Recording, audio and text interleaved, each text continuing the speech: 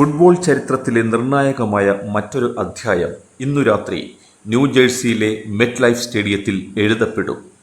നിലവിലെ ലോക ചാമ്പ്യന്മാരായ അർജന്റീനയും യൂറോ 2024 ജേതാക്കളായ സ്പെയിനും തമ്മിലുള്ള ഫിഫ വേൾഡ് കപ്പ് 2026 ഫൈനൽ. എന്നാൽ ഈ ഫൈനലിൻ്റെ സർവ്വഭാരവും ഒരു മനുഷ്യനിലാണ് കേന്ദ്രീകരിക്കുന്നത്. 39-ാം വയസ്സിൽ 6ാമത്തെ ലോകകപ്പിൽ സാധ്യതയുള്ള അവസാന മത്സരത്തിനായി ഇറങ്ങുന്ന സാക്ഷാൽ ലയണൽ മെസ്സി.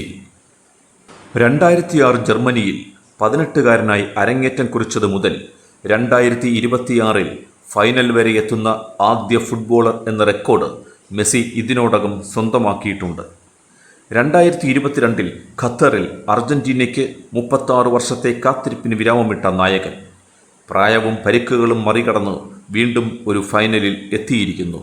ഇത് കേവലം കായിക നേട്ടം മാത്രമല്ല, ഒരു മനുഷ്യൻ്റെ സ്ഥിരതയുടെയും അർപ്പണബോധത്തിൻ്റെയും അടയാളം കൂടിയാണ്.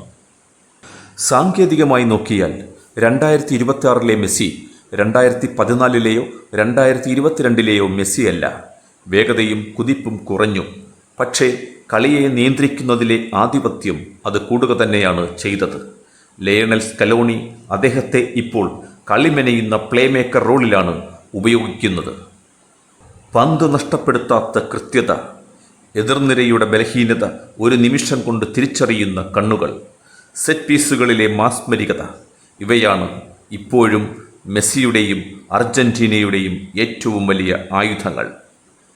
എൻസോ ഫെർണാണ്ടസ്, മക്കലിസ്റ്റർ, അൽവാരസ് എന്നിവരുടെ ചലനങ്ങൾക്ക് ജീവൻ നൽകുന്നത് മെസ്സിയുടെ തീരുമാനങ്ങളാണ്.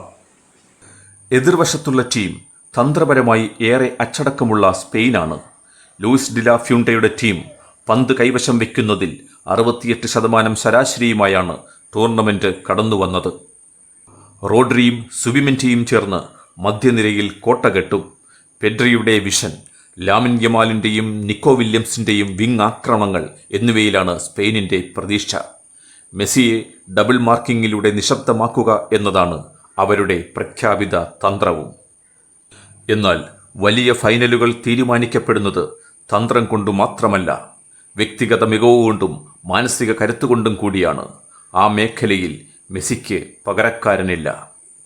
2022-ലെ ഫൈനലിൽ ഫ്രാൻസിനെതിരെ അധിക സമയത്ത് കാണിച്ച നേതൃത്വം, പെനാൽറ്റി ഷൂട്ടൗട്ടിലെ ധൈര്യം, ടീമിനെ മുന്നോട്ട് നയിച്ച രീതി, അതെല്ലാം ഒരു നായകൻ്റെ പര്യായമായി എന്നേ മാറിക്കഴിഞ്ഞു. ഇന്നത്തെ മത്സരം 2 ഫുട്ബോൾ തത്വശാസ്ത്രങ്ങളുടെ ഏറ്റുമുട്ടൽ കൂടിയാണ്. കൂട്ടായ പാസിങ്ങിലൂടെയും ഉയർന്ന പ്രസിങ്ങിലൂടെയും എതിരാളിയെ തളർത്തുന്ന സ്പെയിൻ.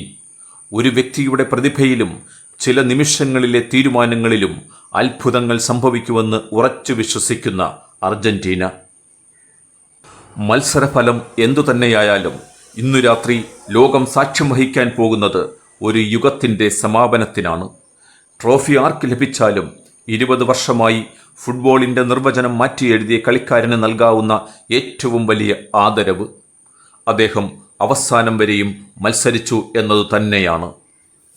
ലോകമെമ്പാടുമുള്ള കോടിക്കണക്കിന് ആളുകൾ ശ്വാസം പിടിച്ചിരിക്കുമ്പോൾ മെസ്സി പന്ത് തൊടുന്ന ഓരോ നിമിഷവും ചരിത്രമായി മാറും.